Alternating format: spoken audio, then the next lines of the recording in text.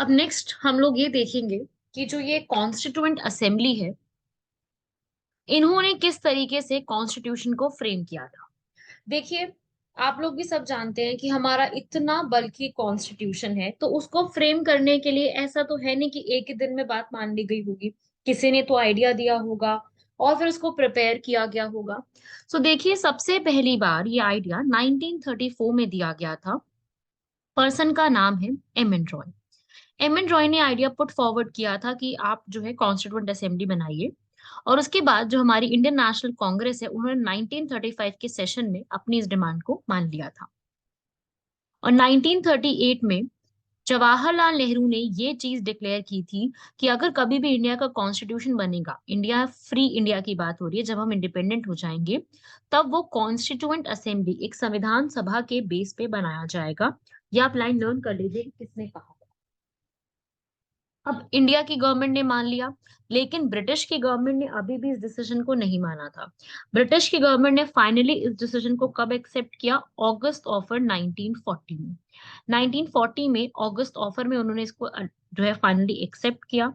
और फिर 1942 में जब क्रिप्स मिशन भारत आए थे, जिसमें स्टेफोर्ड क्रिप्स थे मेन हेड, जब वो यहाँ पर आते हैं, वो भी अपना जो है ये बात कहते हैं कि इंडिया जो है वो टू पार्ट्स में डिवाइड होगा और दोनों की अपनी अपनी एक कॉन्स्टिट्यूएंट असेंबली बना दी जाएगी। तो इस तरीके से कॉन्स्टिट्यूएंट असेंबली का जो आप कह सकते हैं कि जो हिस्ट्री है वो कुछ इस तरीके से लिखी गई है। उसके बाद अगर मैं बात करूं कि कॉन्स्टिट्यूएंट असेंबली जो है कैबिनेट मिशन प्लान 1946 के टाइम पीरियड में बनाई गई थी।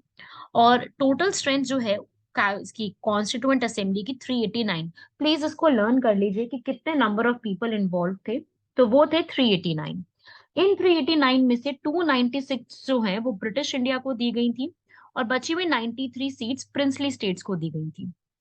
प्रिंसली स्टेट्स उस समय की जो और यहाँ पर रूल कर रही थी, जो ब्रिटिश इंडिया के अलावा जो जगह थी वहां पर उनको ये रूल रखा गया था। और 389 में से 296 और 93 रखा गया था।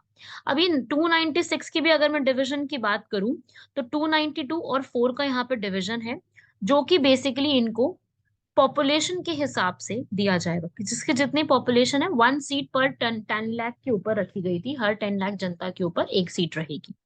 इस तरीके से बनाया गया था, जिसमें अलग अलग कम्युनिटी से मुस्लिम सिख जनरल सबको यहाँ पर अलग अलग वोट दिए गए थे। और जो जो प्रिंसली स्टेट से लोगों को चूज किया जाएगा, वो उस स्टेट के उस जगह के जो हेड होंगे उनके द्वारा चूज किया जाएगा। तो यहाँ पर पूरे 296 पे इलेक्शंस होते हैं। ठीक है। इलेक्शन हुए 1496 में एट 296 सीट्स, याद हो जाएगा। 1946 में 296 सीट्स पर, जिसमें से 208 सीट्स अकेली कांग्रेस जीत जाती है, और बाकी बची हुई सीट्स मुस्लिम लीग और बाकी बची हुई जो एक्स्ट्रा मिसलीनियस बॉडीज हैं वो यहाँ पे जीत जाती। और जो 93 सीट्स मैंने आपको बताया था कॉन्स्टिट्यूएंट असेंबली की, वो 93 सीट्स जो है प्रिंसली स्टेट्स की, वो फिलअप नहीं होती, बिकॉज प्रिंसली स्टेट्स की ये डिमांड थी कि हम कॉन्स्टिट्यूएंट असेंबली से दूर रहने वाली है। ठीक है भाई, याद रखिएगा। इस पूरी असेंबली में हर कैटेगरी से लोग थे, चाहे हिंदू हो, मुस्लिम हो, Sikh, Parsi, Anglo Indian, Christians, SC, ST, women. Right. बस इसमें एक चीज याद रखना कि महात्मा गांधी और Mohammad Ali Jinnah was not the part. Mahatma Gandhi जो है उस समय, Mahatma Gandhi was very upset because उनकी वाइफ कस्तूरबा गांधी और जो उस समय के उनके पर्सनल सेक्रेटरी थे, दैट इज महादेव देसाई, उनकी डेथ हो गई थी। तो उस समय गांधी जी इन्वॉल्व नहीं थे। तो याद रखिएगा कि कभी भी कॉन्स्टिट्यूएंट असेंबली पे क्वेश्चन आता है तो आपको दिमाग में रखना है कि कहीं पर भी पार्ट नहीं थे। फिर इसके बाद यहाँ पर अगर मैं कॉन्स्टिट्यूएंट असेंबली की वर्किंग की बात करूँ, तो फर्स्ट मीटिंग इनकी कब होती है? 1946 जून जुलाई में इलेक्शंस खत्म हुए। तो फर्स्ट इनकी जो है 9 दिसंबर 1946 को मीटिंग होती है। बिकॉज और मुस्लिम लीग इसमें पार्टिसिपेट नहीं करती, बिकॉज मुस्लिम लीग का ऐसा कहना था कि हमें एक पाकिस्तान यहाँ पर अलग से चाहिए। ठीक है, ये आपको फुल डेट बिल्कुल रट्टा मारनी है क्योंकि एग्जाम में आते हैं इससे। और ये भी पूछा जाता है कि पहली मीटिंग में कितने मेंबर्स थे? 211 मेंबर्स वाज देयर। और उनके हेड कौन चूज किए गए थे? सचिंद्र नाथ सिन्हा या सच्चिदानंद सिन्हा। उनको चूज किया गया था टेम्पररी प्रेसिडेंट, बिकॉज उसके बाद जो है permanent president Rajendra Prasad elections के थ्रू आए थे। अब एक तो ये पूछा जाता है टेम्पररी, परमानेंट, और साथ ही साथ वाइस प्रेसिडेंट भी चुने जाते हैं। दो वाइस प्रेसिडेंट थे, H C. Mukherjee and V T. Krishnamachari, दो यहाँ पर वाइस प्रेसिडेंट थे। और 13 दिसंबर 1946 को जवाहरलाल नेहरू जो है एक ऑब्जेक्टिव रेजोल्यूशन लाते हैं, और ऑब्जेक्टिव रेजोल्यूशन आज के टाइम पीरियड में ऑब्जेक्टिव रेजोल्यूशन को हम किस नाम से जानते हैं? प्रियम्बल के नाम से जानते हैं। तो टोटल इस डेट से स्टार्ट हुआ 9 दिसंबर 1946, और टोटल 11 सेशंस करें, 2 years 11 months 18 days तक मीटिंग करने के बाद, 60 कंट्रीज के कॉन्स्टिट्यूशन को गो थ्रू करने के बाद, इतना कुछ यहाँ पे लगाने के बाद, 64 लाख रुपीस लगाने के बाद, फाइनली 26 नवंबर 1949 को हमारा कॉन्स्टिट्यूशन तैयार होता है। और इन सेशंस को कंप्लीट करने के बाद 24 जनवरी 1950 को सारे के सारे मेंबर्स इकट्ठा होते हैं to sign over the constitution, so that वो 26 जनवरी से इफेक्ट में आ जाए। तो उस डेट को इफेक्ट में लाने के लिए यहाँ पर बात की गई थी। और ये चीज याद रखिएगा, इंपॉर्टेंट फैक्ट्स हैं इसमें। Benegal Narasimha Rao was appointed as the constitutional adviser. Students को क्या लगता है कि कॉन्स्टिट्यूशनल एडवाइजर तो ऑब्वियस सी बात है B.R. अम्बेडकर होंगे, ऐसा लगता है स्टूडेंट्स को, पर ऐसा नहीं है। बेनिगल नरसिंह राव जो है वो यहाँ पर बी एन राव को उनको फेमस जो है इस नाम से जाना जाता है। और मैं एक फैक्ट और बता दूं B.N. राव के बारे में। B.N. राव जो है, बेनिगल नरसिंह राव, ये पर्सन भारत की तरफ से जो है फर्स्ट यहाँ पर ऐसे जज भी रहे हैं जिनको ICJ में अपॉइंट किया गया था। ठीक है, ICJ is international court of justice. International court of justice में भी ये इंडिया को रिप्रेजेंट किए थे एज अ जज। अभी तक 4 जजेस ऐसे हैं जो ICJ में इंडिया को रिप्रेजेंट कर चुके हैं, जिसमें से सबसे पहले जो जज थे वो कौन थे, जिनका नाम आपके सामने आप देख रहे हैं, बेनिगल नरसिंह राव। उसके अलावा जो है और भी जजेस थे, मैं बता देती हूँ यहाँ पर। एक तो हो गए बेनिगल नरसिंह राव, एक थे RS पाठक, एक थे नगेंद्र सिंह। ये लिख लीजिए, ये फैक्ट्स आपको मिलेंगे नहीं, लिख लीजिए ये सब। और अभी कौन है? दलवीर भंडारी। दलवीर भंडारी भी एक यहाँ पर जज हैं जो कि इसमें रहे थे। तो ये सब फैक्ट्स आप मेरे से पूछे जा सकते हैं। ये जितना भी मैं आपको यहाँ पे कवर अप करा रही हूँ, ये एक एक चीज आपके लिए एग्जाम में इंपॉर्टेंट है, बिकॉज हर चीज से क्वेश्चन बनने का चांस बढ़ जाता है। ठीक है भाई। इसके बाद कॉन्स्टिट्यूशन आप जानते हैं हमारे इस पर्टिकुलर डेट 26 जनवरी 1950 को यहाँ पर लाया गया था। अब यहाँ पर ये आपसे कई बार मैच द फॉलोइंग में आ चुका है।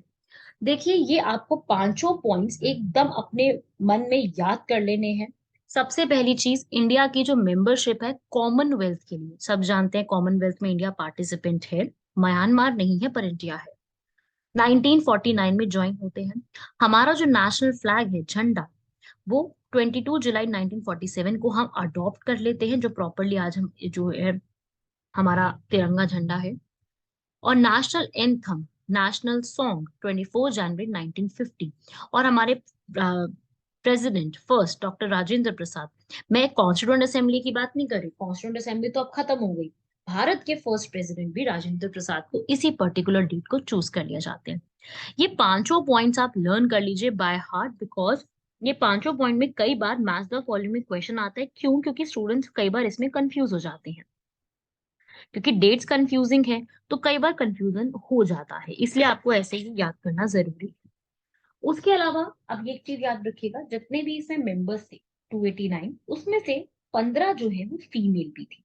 जैसे कि विजय लक्ष्मी पंडित जो कि जवाहरलाल नेहरू की सिस्टर थी, राजकुमारी अमृता कौर, सरोजिनी नायडू, सुचेता कृपलानी, पूर्णिमा बैनर्जी, लीला रॉय, दुर्गाबाई देशमुख, हंसा मेहता, कमला चौधरी, रेणुका राय, मालती चौधरी, और बेगम अजियाज रसूल, एनी मैसेक्रन है, एनी बेसेंट नहीं है, एंड अम्मू स्वामीनाथन। ठीक है, अब मैं थोड़ा सा इनके बारे में आपको दो चार फैक्ट्स बता दूं जो आपको एग्जाम के लिए पॉलिटी की साइड से पता होने चाहिए। अगर मैं सबसे पहले बात करूं विजय लक्ष्मी पंडित की, तो ये यूनाइटेड नेशन में भी हमें जो है सर्व करके आई है, महाराष्ट्र की गवर्नर भी रही हैं, और इंडियन इंडिपेंडेंस मूवमेंट में इन्होंने बहुत ज्यादा पार्टिसिपेट भी किया है। जवाहरलाल नेहरू की सिस्टर है ये, और मतलब sister in the sense cousin है, तो ये भी आपको याद रखना है। उसके बाद नेक्स्ट आप लोगों से पूछा जाता है अमृता कौर के बारे में। तो देखिए, अमृता कौर जो है ये फीमेल हमसे इम्पोर्टेंट है। महारानी अमृता कौर, राजकुमारी भी कह सकते हैं, कि एक्चुअली में ये था कि ये जो है भारत की फर्स्ट हेल्थ मिनिस्टर बनती है। जो इंडिपेंडेंट इंडिया होता है ना, उसमें ये लेडी जो है हमारी भारत की हेल्थ मिनिस्टर के रूप में आती है। ऑल्सो यही वो फीमेल है जिन्होंने भारत में एम्स का कॉन्सेप्ट स्टार्ट कराया। इन्होंने नेशनल इंस्टीट्यूट ऑफ स्पोर्ट्स भी बनवाया था, वुमेन राइट्स के लिए काम किया था। तो ये आप याद रखना, इनकी लाइफ की काफी सारी चीजें हमारे लिए इंपॉर्टेंट है। बाकी मैं अगर सरोजिनी नायडू के बारे में बात करूं, हर कोई जानता है सरोजिनी नायडू जो है फर्स्ट फीमेल गवर्नर रही है कहाँ की, यूपी की। वही अगर मैं पूछूं फर्स्ट फीमेल सीएम कौन रही है यूपी की, तो आपका आंसर हो जाएगा सुचेता कृपलानी। ठीक है। और आप इनके बारे में जानते हैं कि ये पहली इंडियन वुमेन भी रही हैं जिनको कांग्रेस का प्रेसिडेंट बनाया गया था। फर्स्ट इंडियन वुमेन ऑफ जो कि कांग्रेस की प्रेसिडेंट बनती है, जो कि हैदराबाद से बिलोंग करती हैं। इनकी बहुत सारी पोयम जो है, in the bazaars of Hyderabad, महेर Munir, golden threshold, बहुत सारी फेमस हैं। राइट। इनको नाइटिंगेल ऑफ इंडिया का टाइटल दिया गया है। साथ ही साथ सरोजिनी नायडू जो है 1925 कानपुर सेशन में कांग्रेस की पहली इंडियन फीमेल प्रेसिडेंट बनी। मेरे हर एक वर्ड को ध्यान से सुनिएगा। मैं हर चीज लिख नहीं रही हूँ, बट बहुत सारे एक्स्ट्रा फैक्ट्स आपको बता रही हूँ। जो आपको पता है बहुत अच्छी बात है, आप सुन के रिवाइज कीजिए। जो आपको नहीं पता, वीडियो को पॉज करो, दोबारा सुनो और उनको नोट करो, बिकॉज हर एक फैक्ट किस एग्जाम में कब काम आ जाए नहीं पता चलता। ठीक है, तो इसलिए लिख के रखिए इन सब चीजों को। वही मैं बात करूं सुचेता कृपलानी, तो फर्स्ट फीमेल सीएम रही हैं, इनके बारे में ये इंपॉर्टेंट है। और उसके बाद पूर्णिमा बैनर्जी। पूर्णिमा बैनर्जी भी कॉन्स्टिट्यूएंट असेंबली में काम करती थी, या फिर वहां पे जो है उन्होंने पूरा संभाला था। और आपने नाम सुना अरुणा आसिफ अली। अरुणा आसिफ अली जो क्विट इंडिया मूवमेंट में पार्टिसिपेट करती हैं, ये उन्हीं की सिस्टर है, पूर्णिमा बैनर्जी। ओके। ये सब आपके लिए इंपॉर्टेंट है, ये सब नाम आप लोग याद रख लीजिएगा।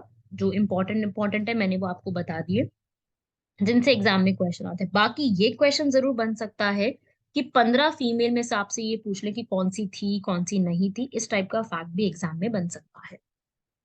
बढ़ते हैं आगे नेक्स्ट। और क्या इंपॉर्टेंट फैक्ट्स याद रखने हैं। जो हमारी कॉन्स्टिट्यूएंट असेंबली बनी थी वो कैबिनेट मिशन के पॉइंट्स के बाद ही बनाई गई थी। 13 दिसंबर 1946 को प्रियम्बल ऑब्जेक्टिव रेजोल्यूशन आया था, जिसको बाद में प्रियम्बल का नाम दे दिया गया था। कॉन्स्टिट्यूंट असेंबली में बहुत सारी अलग अलग कमिटीज थी, जिसमें यहाँ पर जो है एक एक मेन कमिटी थी जिसका नाम है ड्राफ्टिंग कमिटी, जो पूरा कॉन्स्टिट्यूशन ड्राफ्ट कर रही थी, जिसके हेड हमारे डॉक्टर B.R. अम्बेडकर थे। उसके अलावा ये भी क्वेश्चन आता है फंडामेंटल राइट्स के ऊपर, माइनॉरिटीज, ट्राइबल्स और एक्सक्लूडेड एरियाज के ऊपर कमेटी के हेड कौन थे, सरदार वल्लभ भाई पटेल। और ये क्वेश्चन एक और भी बहुत फेमस है और बहुत इंपॉर्टेंट क्वेश्चन है, यहाँ पे लिखेंगे मेरे साथ ये वाला। टोटल ड्राफ्टिंग कमेटी में 7 मेंबर्स थे, जिसमें से हेड कौन थे, हेड थे B.R. अम्बेडकर। उनके अलावा 6 अदर मेंबर्स भी थे। B.R. अम्बेडकर तो थे, उनके अलावा जो 6 अदर मेंबर्स थे उनके नाम आप लोगों से पूछे जा सकते हैं। तो वो जो 6 अदर मेंबर्स हैं वो कौन कौन है, नाम नोट करेंगे सब लोग। N. गोपाल स्वामी अयंगर, अलादी कृष्ण स्वामी Iyer, K.M. Munshi, Mohammad Sadulla, B.L. Mittal, D.P. Khetan. देखो, B.L. मित्र की जगह N. माधवराव आ जाते हैं, और D.P. खेतान की डेथ होने के बाद T. कृष्णमाचारी आ जाते हैं। और पूरा यहाँ पर जो फर्स्ट ड्राफ्ट था वो B.N. राव के कहने पर प्रिपेयर किया गया। और जो है B.N. राव ने यहाँ पर 243 आर्टिकल्स और 13 शेड्यूल की बात करी थी। उसके बाद पूरा यहाँ पर प्रियम्बल डिसाइड किया गया, प्रियम्बल पूरा एक जो है उसकी प्रिपरेशन की गई। फिर उसके बाद पूर्ण स्वराज की बात की गई। 26 जनवरी जो है, पहले 1930 में आपने हिस्ट्री में पढ़ा होगा, उस समय बात की गई थी कि क्या बनाया जाएगा, इंडिपेंडेंस डे। इसलिए 2 महीने का वेट किया गया था पूरा यहाँ पे तैयार करने में। आप जानते हैं कि हमारे पूरे कॉन्स्टिट्यूशन को बनाने में सबसे बड़ा हाथ डॉक्टर बी आर अम्बेडकर का कहा जाता है, जिन्होंने पूरा एक तैयार किया था कॉन्स्टिट्यूशन। कॉन्स्टिट्यूशन ने हमारे जन गण मन नेशनल एंथम को, जिसको बोलने में हमें 52 सेकेंड्स लगते हैं, वो 24 जनवरी 1950 को अडॉप्ट किया था। स्टेट एम्बलम जो है हमारा अशोका पिलर सारनाथ वाराणसी से हमने अडॉप्ट किया था। ठीक है। उसके अलावा यहाँ पर और फैक्ट्स को देखेंगे। महात्मा गांधी ने जो है यहाँ पर ये बोला था कि जब हमें आजादी मिल गई है तो हमें पूरी जो कांग्रेस है, ऑब्जेक्टिव कंप्लीट हो गया कांग्रेस का, अब कांग्रेस को वाइंड अप कर देना चाहिए। वाइंड अप से मेरा मतलब है कि अब इसको जो है वो खत्म कर देना चाहिए, जो हमारा ऑब्जेक्टिव था वो फुलफिल हो गया है। ठीक है। और उसके अलावा यहाँ पर ये बात एक और यहाँ पे ग्रैनविल ऑस्टिन जो है उन्होंने लिखी है, constituent assembly was Congress and Congress was India. कि कॉन्स्टिट्यूएंट असेंबली में सारे कांग्रेस पीपल थे और कांग्रेस ही इंडिया था। तो उन्होंने अपनी बुक इंडियन कॉन्स्टिट्यूशन में इसके बारे में लिखा भी है। उसके बाद यहाँ पर जो है कैबिनेट मिशन प्लान आपको बता ही दिया। कैबिनेट मिशन प्लान में 3 लोग शामिल थे और ये तीनों कैबिनेट मिनिस्टर्स थे ब्रिटेन के, इसलिए कैबिनेट मिशन प्लान कहा जाता है इसको। इसमें सबसे पहले स्टैफोर्ड क्रिप्स, फिर पेथिक लॉरेंस और अलेक्जेंडर थे। तो ये तीनों लोग यहाँ पर इन्वॉल्व थे और फिर यहाँ पर हमारा कॉन्स्टिट्यूशन बनता है। देखो सबसे पहले वहां पे क्या बात हो रही थी कॉन्स्टिट्यूशन में, कि भाई क्या हम लोग कॉन्स्टिट्यूशन में फंडामेंटल राइट्स को अमेंड कर सकते हैं। देखो कॉन्स्टिट्यूशन में कुछ भी चेंज करना तो राइट है पार्लियामेंट के पास, क्या फंडामेंटल राइट भी पार्लियामेंट चेंज कर सकती है? तो इसके लिए यहाँ पर जो है 1951 में एक शंकरी प्रसाद केस आता है। वो ये पूछता है कि राइट टू प्रॉपर्टी क्या चैलेंज हो सकता है, क्योंकि राइट टू प्रॉपर्टी उस वक्त हमारा फंडामेंटल राइट था। तो यहाँ पर सुप्रीम कोर्ट उस समय क्या रूलिंग देता है कि आर्टिकल 368 जो अमेंडमेंट की बात करता है, उसमें फंडामेंटल राइट्स को भी अमेंड करने का पावर है पार्लियामेंट के पास। ये बात बोली जाती है कि दोनों ही चीजें अमेंड कर सकते हैं। लाइक पार्लियामेंट के पास पावर तो है ही अमेंड करने की, पर फंडामेंटल राइट को भी अमेंड कर सकती है। ये बात यहाँ कही गई थी। और जो आर्टिकल 13 में लॉ वर्ड दिया गया, ये बोला है ना, any law which is inconsistent to fundamental right shall be declare null and void. तो यहाँ पर इसका मतलब है लॉ का मतलब सारे टाइप के लॉ आएंगे। तो कोई भी यहाँ पर लॉ है, वो यहाँ पर पार्लियामेंट जो है वो फंडामेंटल राइट हो चाहे कैसा भी लॉ हो, उसको यहाँ पर चेंज कर सकते हैं। लेकिन इस चीज को सुप्रीम कोर्ट ने अपनी ही रूलिंग में चेंज कर दिया। कौन सा केस आया? गोलकनाथ केस। पहला शंकरी प्रसाद केस था जिसमें मना कर दिया। फिर ऐसा ही एक गोलकनाथ केस आता है 1967 में, जहां पर ये बात उन्होंने बोली कि भाई आप जो है कुछ ऐसी चीजें हैं जिसको आप चैलेंज नहीं कर सकती हैं। ठीक है भाई। तो इस तरीके की बात यहाँ पे होने लगी। और फिर यहाँ पर केशवानंद भारती केस आता है, और Keshavananda Bharati case versus state of Kerala में सुप्रीम कोर्ट सीधी सीधी बात कहती है कि पार्लियामेंट जो है वो बिल्कुल फंडामेंटल राइट्स को ले सकती है, बिल्कुल टेक अवे कर सकती है, बट उसके लिए क्या होगा? उसके लिए आपको बेसिक स्ट्रक्चर को हिलाए बिना you can do that. And fundamental rights जो है वो हमारे बेसिक स्ट्रक्चर है, तो आप उसको ऐसे ही हिला नहीं सकती हो। अगर आपने कुछ चेंजेस भी करने हैं तो फंडामेंटल राइट्स को वायलेट किए बिना, बेसिक स्ट्रक्चर को हार्म किए बिना आप ये काम यहाँ पर कर सकते हैं। तो यहाँ पर बेसिक स्ट्रक्चर की जो डॉक्ट्रीन है वो न्यूज में या फिर वो एग्जिस्टेंस में आने लगती है। ठीक है भाई। अब बेसिक फीचर यहाँ पर अभी हम समझते जाएंगे इसके केसेस के अंदर बेसिक फीचर में क्या क्या आता है। पहले हम थोड़ा सा यहाँ पे वो देख लेते हैं कि केशवानंद भारती केस में जो बेसिक फीचर बोला गया, इसमें बेसिकली कौन कौन से टॉपिक्स आते हैं। तो देखो भाई इसके अंदर क्या क्या आता है। सबसे पहली चीज आती है सुप्रीमेसी ऑफ कॉन्स्टिट्यूशन। ये आप स्क्रीनशॉट ले सकते हैं इस पूरे का जो आपके सामने है, कि कॉन्स्टिट्यूशन सुप्रीम है। आप कॉन्स्टिट्यूशन से ऊपर प्राइम मिनिस्टर भी नहीं होंगे, ना ही प्रेसिडेंट होंगे, ना ही XYZ कोई और बॉडी होगी। ठीक है। सुप्रीम कौन है? कॉन्स्टिट्यूशन। और सॉवरेन डेमोक्रेटिक एंड रिपब्लिक है हमारी इंडिया का नेचर। हमारा इंडिया पूरी तरीके से क्या है? सॉवरेन है या नहीं है? हम बिल्कुल है, डेमोक्रेटिक है। हमारा सेक्युलर कैरेक्टर है। सेक्युलर कैरेक्टर का मतलब क्या होता है? We are secular in nature. हमारे यहाँ लेजिस्लेचर, एग्जीक्यूटिव और जुडिशरी में पावर का सेपरेशन है, बिल्कुल डिफरेंट डिफरेंट पावर्स हैं। फेडरलिज्म है। What is the meaning of federalism? Federalism का मतलब होता है कि हम लोग जो है सेंटर और स्टेट में जो हमारी पावर है उसको डिवाइड करेंगे। ऐसा नहीं होगा कि सारी पावर सेंटर के पास है और ऐसा भी नहीं होगा कि सारी पावर स्टेट के पास है।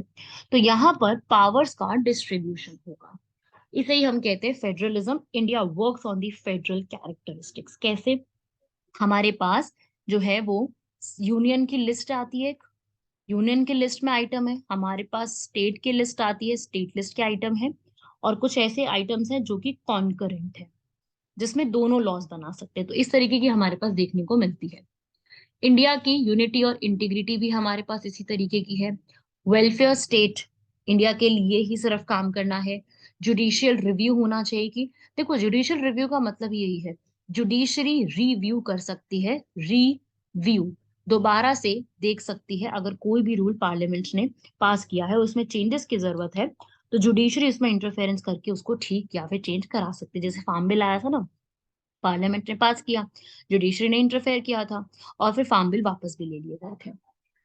इंडिविजुअल की फ्रीडम और डिग्निटी कभी नहीं हार्म होगी, पार्लियामेंट सिस्टम हमेशा रहेगा, रूल ऑफ लॉ, लॉ के हिसाब से सारी चीजें चलेंगी।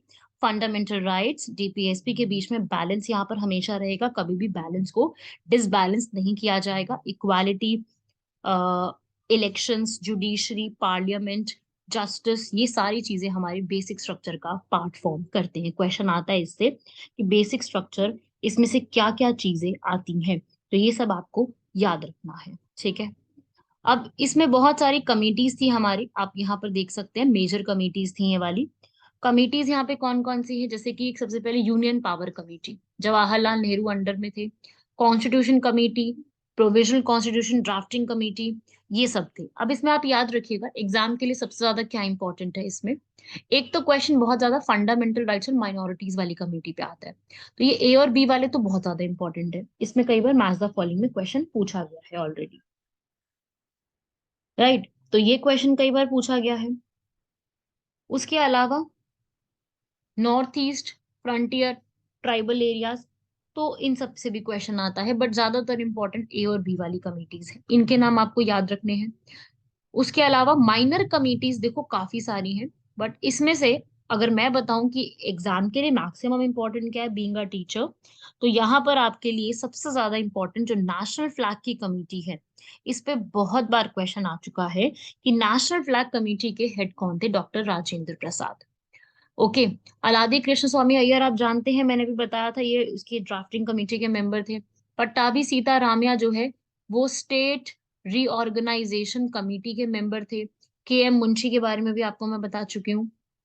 जेवी नावलांकर जो है स्पीकर थे फर्स्ट लोकसभा के, लोकसभा के फर्स्ट स्पीकर, ठीक है। तो ये आप याद रखेंगे सारी चीजें। सुप्रीम कोर्ट के ऊपर एडहॉक कमेटी में वरदाचारी थे, जो कि असेंबली के मेंबर नहीं थे पर फिर भी यहाँ पर हेड बनाए गए थे।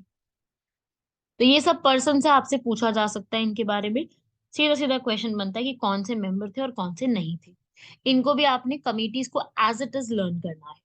और ये नाम आपको मैंने बता दिया कि जो सबसे इंपॉर्टेंट कमेटी थी ड्राफ्टिंग कमेटी, जिनका एक्चुअल काम था कि जो पूरा कॉन्स्टिट्यूशन है उसको लिखना है, क्या ऐड होगा क्या नहीं होगा, हर एक चीज जो है यही कमेटी डिसाइड करती थी, जिसमें टोटल 7 मेंबर्स थे।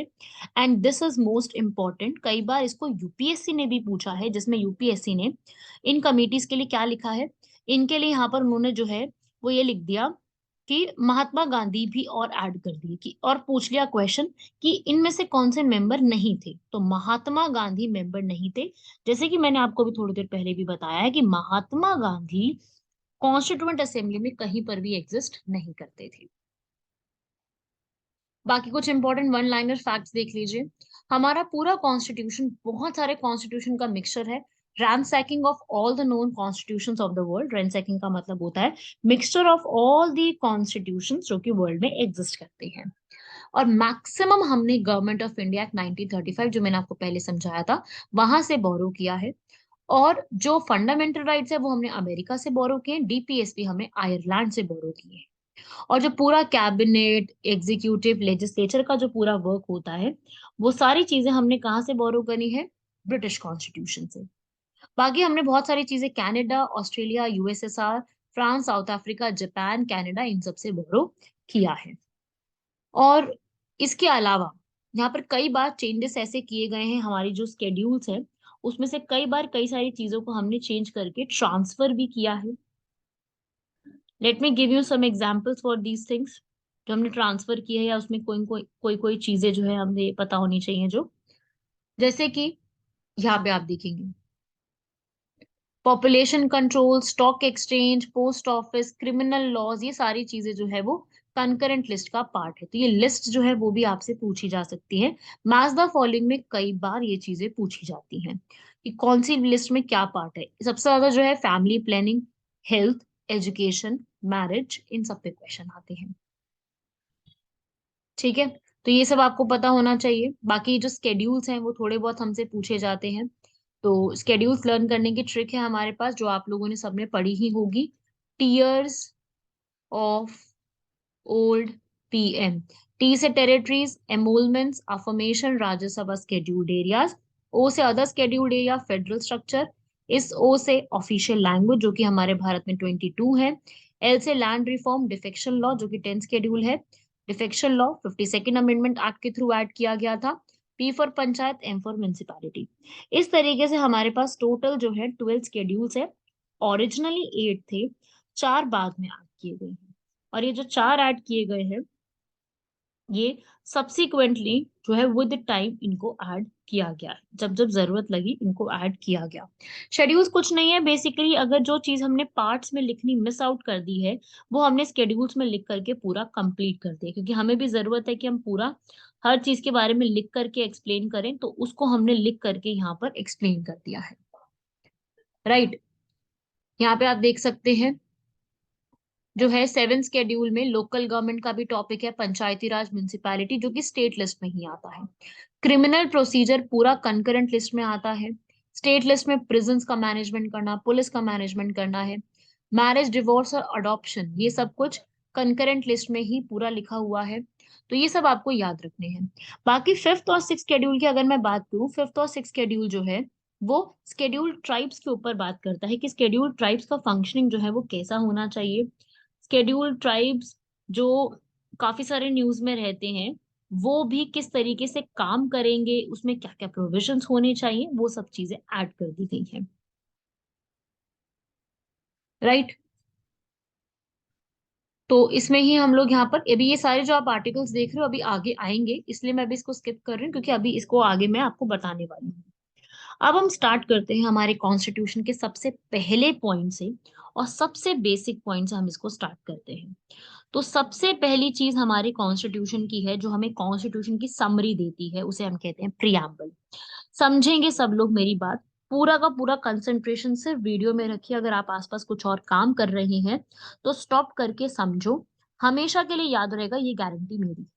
जितना मैं बता रही हूँ, अगर आप बहुत ध्यान से सुन रहे हो और आपका इंटरेस्ट है और आपका कंसंट्रेशन ही यहीं पर है, तो आई एम गारंटिंग यू, आप भूलोगे नहीं इन चीजों को। ठीक है, तो अब सुनिए यहाँ पर। देखिए, अगर जैसे आप कोई बुक परचेज करते हैं, तो बुक तो आप पूरी नहीं पढ़ते हैं ना। ऐसा तो है नहीं कि आपने कोई बुक परचेज की, आपने शॉप पे या फिर ऑनलाइन ऑर्डर करते करते पूरी बुक पढ़ ली बैठ के। ऐसा तो नहीं होता ना। आप क्या देखते हो, उसका इंडेक्स, कि जो टॉपिक्स मुझे चाहिए क्या वो उस बुक में है या नहीं है। वो आप कैसे पता करते हो? इंडेक्स के थ्रू। इंडेक्स आपको एक समरी दे देता है कि इस बुक में क्या टॉपिक्स हैं। सेम उसी तरीके से पूरे कॉन्स्टिट्यूशन की मैं ये कह सकती हूँ कि समरी, एसेंस, सब कुछ क्या है? प्रियम्बल। अगर हम पूरा कॉन्स्टिट्यूशन ना पढ़े और हम ये देखें कि एग्जैक्टली कॉन्स्टिट्यूशन में है क्या, तो वो हमें किससे पता चल जाएगा? इसी से, प्रियम्बल से। राइट, तो प्रियम्बल जो है वो हमने अमेरिका से बोरो किया। अमेरिका पहला कंट्री था जिन्होंने प्रियम्बल का कॉन्सेप्ट लेके आए और स्टार्ट करा। सेम उसी तरीके से जो है प्रियम्बल हमारा कौन लेके आए थे सबसे पहले? इसको इसको लेके आए थे पंडित जवाहरलाल नेहरू, 13 दिसंबर 1946 को। तब इसका नाम था ऑब्जेक्टिव रिजोल्यूशन। फिर इसको चेंजेस किए गए, इसमें से काट पीट करके, काट छाट करके इसको शॉर्ट किया गया, एंड फाइनली ये जो है हमारा प्रियम्बल बन जाता है। प्रियम्बल जो है यहाँ पर उसकी फर्स्ट लाइन क्या है? We the people of India. First line ही यही है, we the people of India. That means preamble को जो अथॉरिटी मिलती है वो कहाँ से मिलती है? पीपल ऑफ इंडिया से। फर्स्टली ये फैक्ट याद रखिएगा। उसके बाद आगे लाइन क्या लिखी है? Sovereign democratic Republic. इसमें सोशलिस्ट सेक्युलर वर्ड बाद में ऐड किए गए थे। असल में सीक्वेंस क्या है? SSSDR, ऐसे करके याद रखना, SSSDR। सोशलिस्ट, एस से ये क्या है, सॉवरेन है पहले, फिर है सोशलिस्ट, फिर है सेक्युलर, फिर है डेमोक्रेटिक रिपब्लिक। सॉवरेन का मतलब क्या होता है इस वर्ड का, इंडिपेंडेंट। हर कोई क्या है, इंडिपेंडेंट है, राइट। फिर आता है सोशलिस्ट वर्ड। सोशलिस्ट का मतलब क्या होता है, हर कोई यहाँ पर सोसाइटी में रहता है, everybody works for the society and everybody has to work for the welfare of society. फिर आपका वर्ड आता है सेक्युलर। सेक्युलर मीन्स इंडिया का खुद का कोई एक ऑफिशियल रिलीजन नहीं होगा। ऐसा नहीं होगा कि प्रॉपरली एक ही रिलीजन वर्क करता हो, ऐसा कभी नहीं होगा कि सिंगल रिलीजन वर्क करता हो। ऑफिशियल रिलीजन कोई नहीं होगा, रिलीजन बहुत सारे होंगे, ऑफिशियल एक नहीं होगा। फिर आता है डेमोक्रेटिक। डेमोक्रेटिक का मतलब क्या होता है कि हम डेमोक्रेसी पे वर्क करते हैं, और सारे जो भी रिप्रेजेंटेटिव्स हैं वो इलेक्शन के थ्रू चूज किए जाते हैं। ऐसा कुछ भी नहीं होता इंडिया में कि इलेक्शंस के थ्रू ना होता हो। याद है ना, पता है सबको, एक लाइन तो सबने सुनी है, to the people, for the people and by the people. ये लाइन किसने दी थी, अब्राहम लिंकन ने ये लाइन दी थी। तो इसका मतलब भी यही है कि सारी एक्चुअल जो पावर है ना वो किसके हाथ में है, जनता के पास है। Actual power lies in the hand of people, right. अब यहाँ पर जो है ये मीनिंग्स आपको याद रखने हैं सारे। सेक्युलर हो गया, ऐसे ही यहाँ पर डेमोक्रेटिक, रिपब्लिक। रिपब्लिक का मतलब क्या होता है कि हर एक जो भी यहाँ पर हमारी कंट्री है उसमें जो भी रूलर होंगे वो हेरिडिटरी नहीं होंगे, मतलब उनको चूज किया जाएगा। और इसमें जो वर्ड्स थे सेक्युलर, सोशलिस्ट और इंटीग्रिटी, ये हमारे कॉन्स्टिट्यूशन में ओरिजिनली प्रेजेंट नहीं थे। इनको 42nd अमेंडमेंट एक्ट 1976 के बाद जो है वो ऐड किया गया है। तो ओरिजिनली ये वर्ड्स हमारे कॉन्स्टिट्यूशन में नहीं लिखे हुए थे। ये क्वेश्चन कई बार पूछा जाता है। एक ही बार प्रियम्बल में अमेंडमेंट हुआ है। क्वेश्चन ये आता है कि क्या प्रियम्बल अमेंडेबल है, इस प्रियम्बल अमेंडेबल, यस, बिकॉज एक बार किया है। Socialist, secular, integrity words 42nd amendment act 1976 at the time of Indira Gandhi add किया गया है, and that's how we can say that preamble is amendable, right. अब इसके बाद प्रियम्बल यहाँ पे कंप्लीट होता है। प्रियम्बल में आगे वर्ड्स हैं जस्टिस, इक्वालिटी, फ्रैटर्निटी। जस्टिस जो है वो प्रियम्बल में 3 टाइप का दिया गया है। जस्टिस कौन कौन से टाइप्स का है, सोशल, इकोनॉमिक एंड पॉलिटिकल। और ये तीनों टाइप का जो हमारा जस्टिस है ये हमने कहाँ से बोरो किया है, रशियन रेवोल्यूशन से। वही जो हमारे बाकी के और शब्द हैं, इक्वालिटी, फ्रैटर्निटी, वो हमने कहाँ से बोरो किए हैं, फ्रेंच रिवॉल्यूशन से, जो फ्रांस में रिवॉल्यूशन हुआ था। Liberty, equality, fraternity, right. अब इसके बाद प्रियम्बल पूरा कंप्लीट हुआ, प्रियम्बल हमारा पूरा तैयार हुआ, तो उससे जुड़े हुए कुछ केसेस हैं। प्रियम्बल से जुड़े हुए आपको 3 केसेस ही याद रखने हैं। फर्स्ट केस यहाँ पे प्रियम्बल से जुड़ा हुआ है, वो नाम है बेरूबारी यूनियन केस, जो कि 1960 में आता है। और ये बेरूबारी यूनियन केस में सुप्रीम कोर्ट क्या रूलिंग देता है कि जो हमारा प्रियम्बल है it is not a part of constitution. यहाँ पे नॉट कह दिया जाता है कि प्रियम्बल कॉन्स्टिट्यूशन का पार्ट है ही नहीं। लेकिन सुप्रीम कोर्ट आप जानते हैं कि अपनी अपनी जो भी उन्होंने जजमेंट दी है उसको चेंज भी कर सकता है। तो उसी हिसाब से इस पूरे में जो है यहाँ पे ये लाइन कह दी जाती है, यहाँ पे आप पढ़ेंगे, केशवानंद भारती केस 1973 में सुप्रीम कोर्ट ये कह देता है कि प्रियम्बल हमारे कॉन्स्टिट्यूशन का पार्ट है। और जैसे फंडामेंटल राइट्स को और बाकी सबको आप अमेंडमेंट कर सकते हो, तो वैसे ही आप प्रियम्बल में भी अमेंडमेंट्स कर सकते हो। लेकिन प्रोवाइडेड क्या, बेसिक स्ट्रक्चर हार्म नहीं होना चाहिए। अगर आप इक्वालिटी हमसे छीन लो तो बेसिक स्ट्रक्चर हार्म हो गया ना। तो बस बेसिक स्ट्रक्चर को हार्म किए बिना आप कुछ भी अमेंड कर सकते हो, ठीक है। प्रियम्बल में ये सारे वर्ड्स लिखे हुए हैं, आप देखेंगे। जस्टिस 3 तरीके का, लिबर्टी आपको मिलती है thought expression, belief, faith, worship, equality मिलती है स्टेटस, अपॉर्चुनिटी की, फ्रैटर्निटी मिलती है यूनिटी एंड इंटीग्रिटी। ये इंटीग्रिटी वर्ड और पहले नहीं था, ओरिजिनली।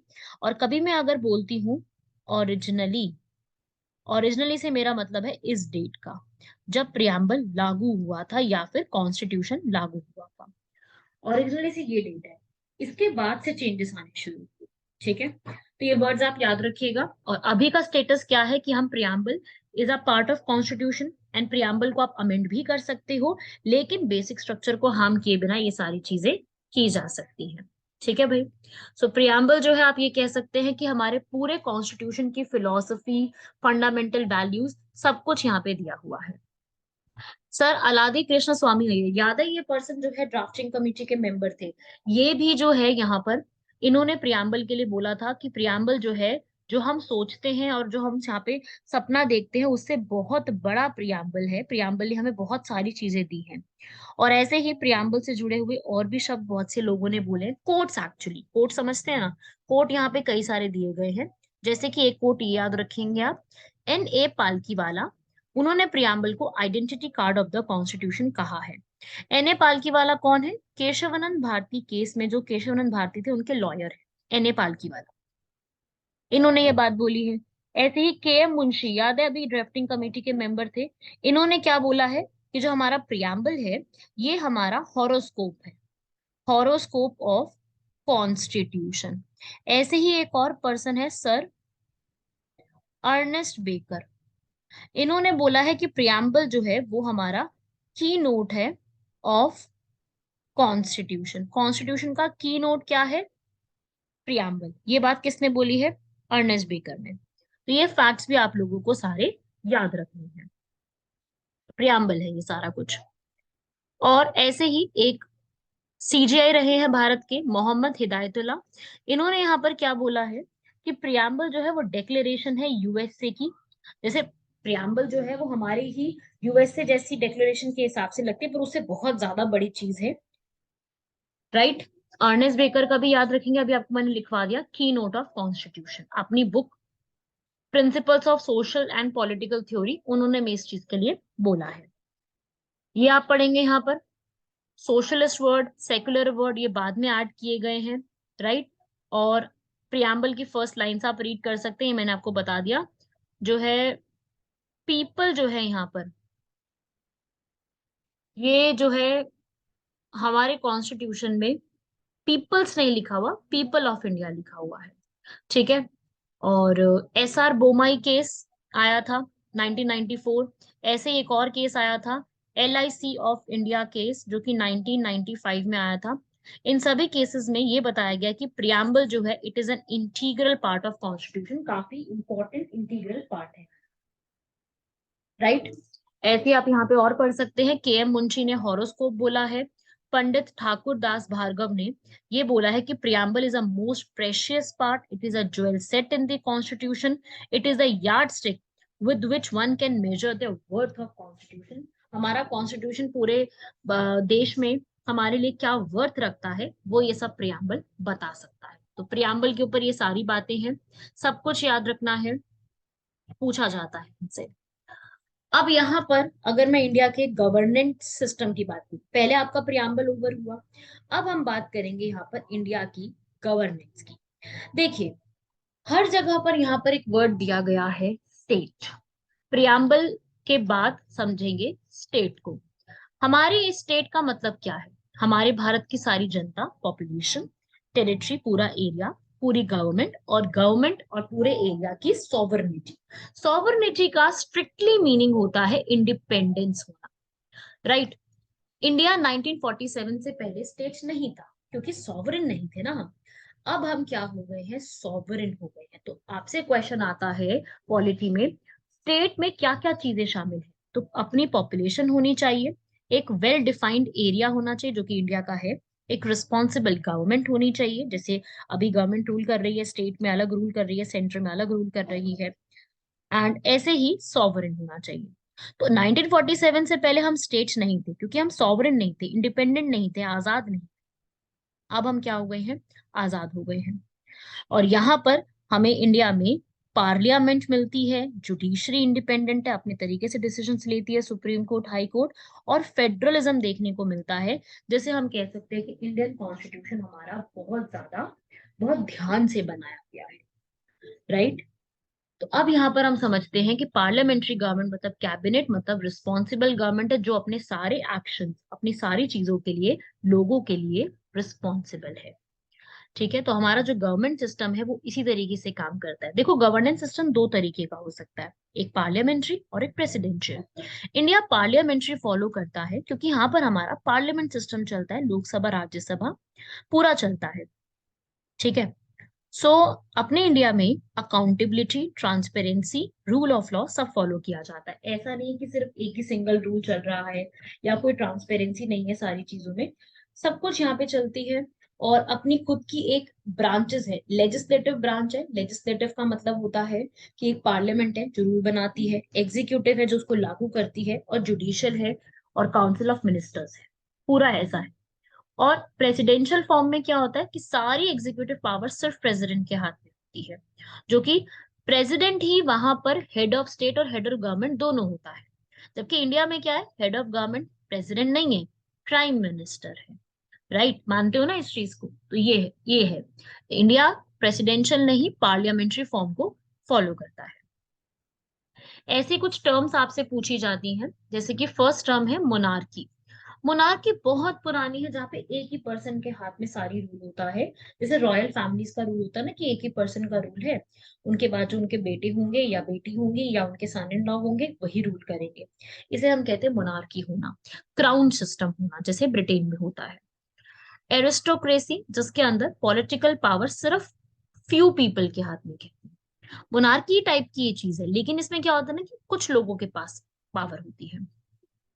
डिक्टेटरशिप, डिक्टेटरशिप क्या होता है, जैसे कि नॉर्थ कोरिया में है। सब जानते हैं ना, नॉर्थ कोरिया में किम जोंग, चाइना में जी जिनपिंग, वो डिक्टेटर है। उनके पास सारी की सारी पावर है, सिंगल पर्सन है वो। ऐसा नहीं कि कोई रॉयल फैमिली से बिलोंग करते हैं, वो अपने ही ऑफिस में अपने ही हिसाब से सारी चीजों को रन करते हैं और अपने ही रूल्स बनाते हैं। सब जानते हैं उस चीज को।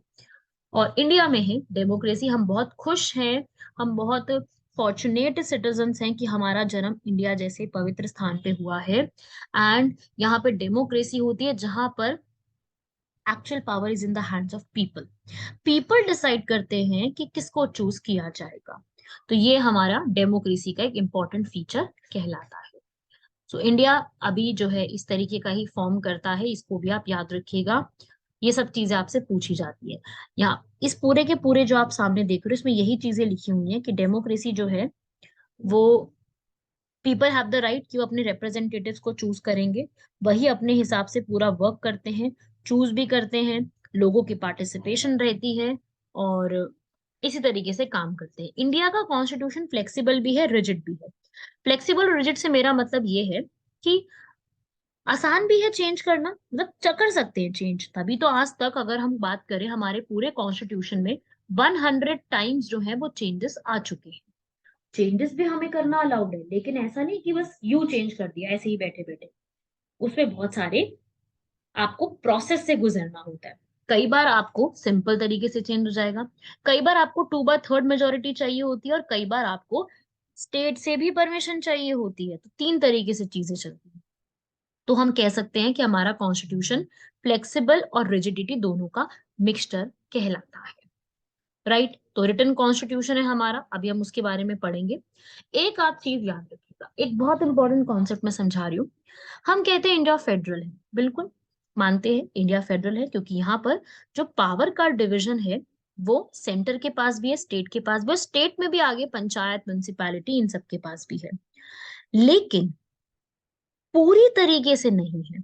जब कभी भी इमरजेंसी की सिचुएशन आ जाती है, उस इमरजेंसी की सिचुएशन में आप जानते हैं कि हमारे इंडिया में इस तरीके से नहीं फॉलो होता कि जो है यहाँ पर सारी पावर एक के हाथ में हो। अब इमरजेंसी के समय में क्या होता है, सारी पावर सेंट्रलाइज्ड हो जाती है। तो इस तरीके से आपको याद रखना है कि हमारे यहाँ पर इंडिया में इस तरीके का रूल फॉलो किया जाता है, जिसमें सारी पावर एक के हाथ में नहीं होती, कभी कभी हो जाती है। ठीक है, उसे कहते हैं क्वासी फेडरल। क्वासी मीन्स आधा फेडरल, आधे फेडरल के रूप में होता है। और उसे हम, वो जो है केसी वियर ने इसको डिस्क्राइब किया था। केसी वियर ने इसके लिए बोला था कि इंडिया जो है वो क्वासी फेडरल है। ठीक है, ऑलमोस्ट फेडरल है, लेकिन कभी कभी सिचुएशन आती है जब आधा फेडरल हो जाता है, तब क्या होती है, पावर सेंट्रलाइज्ड हो जाती है। ठीक है भाई।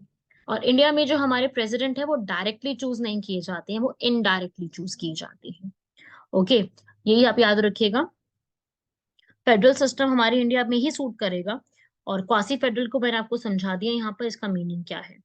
ठीक है भाई, तो अभी आप यहाँ पे देखेंगे हमारी पूरे कॉन्स्टिट्यूशन को जो बनाया गया है उसमें अलग अलग लोगों ने अलग अलग बातें यहाँ पर कही।